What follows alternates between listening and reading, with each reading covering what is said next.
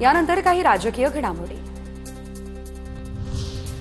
नंदुरबारमध्ये हाणामारीमध्ये आदिवासी तरुणाच्या मृत्यू प्रकरणी कारवाईसाठी संघटना आक्रमक। आंदोलकांकडून जिल्हाधिकारी कार्यालय परिसरातील गाड्यांची तोडफोड। पोलिसांनी जमावाला पांगवण्यासाठी अश्रुधुराच्या नळकांड्याही फुटल्या।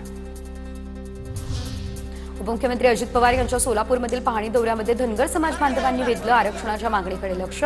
धनगर समाजाला एसटी प्रवर्गातून आरक्षण देण्याची मागणी। मुंबईमध्ये महिला आर्थिक विकास समाजाच्या हॉलमध्ये सर्वपक्षीय आदिवासी लोकप्रतिनिधींची बैठक सुरू। बंजारा समाजाकडून आदिवासी कोट्यात आरक्षणाची मागणी केल्यामुळे आदिवासी समाज आक्रमक। विरोधी पक्षनेता सरकारनं ठेवलेला नाही तर या दरम्यान विरोधी पक्षनेता नसणं हा जनतेचा आक्रोश दडपण्याचा प्रयत्न आहे। अंबादास दानवे यांच्यानंतर सतीश पाटील यांचं नाव सांगितल्याची राऊतांची माहिती।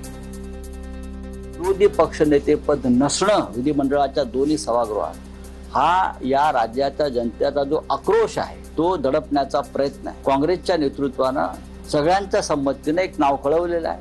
मला वाटतं सतीश पाटील यांचं नाव त्यांनाही नेमलं जात नाही। मराठवाड्यातील शेतकऱ्यांना सध्या मदतीची गरज। मदत करण्याऐवजी राऊतांना विरोधी पक्षनेते पदाबाबत सुचतंय। नवनाथ बन यांचा राऊतांवर पलटवार। आमच्या मराठवाड्यातील शेतकरी बांधव हे पुराच्या संकटामध्ये आहेत आणि अशा वेळेला त्यांना मदत करण्याऐवजी संजय राऊत यांना विरोधी पक्षनेते पदाचं सुचतं। किमान थोडीशी संवेदनशीलता संजय राऊत तुम्ही दाखवली पाहिजे।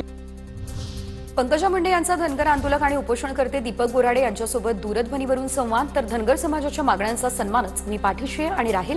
उपोषणकर्त्यांना पंकजा मुंडे यांचं आश्वासन। एसटी बँकेच्या वार्षिक अहवालामुळे वाद होण्याची शक्यता। अहवालाच्या मुखपृष्ठावरती छत्रपती शिवाजी महाराजांच्या बाजूलाच नथुराम गोडसेचा फोटोमुळे वादाची शक्यता। अहवालाच्या मुखपृष्ठावर प्रवीण दरेकर, प्रसाद लाड, सदावर्ते, जयश्री पाटील यांचेही फोटो। जिल्हा परिषद निवडणुका डिसेंबरमध्ये होण्याची शक्यता। मतदार याद्या 27 ऑक्टोबरपर्यंत प्रसिद्ध करण्याचे आदेश। हरकती सूचनांसाठी 8 ते 14 ऑक्टोबर दरम्यान मुदत।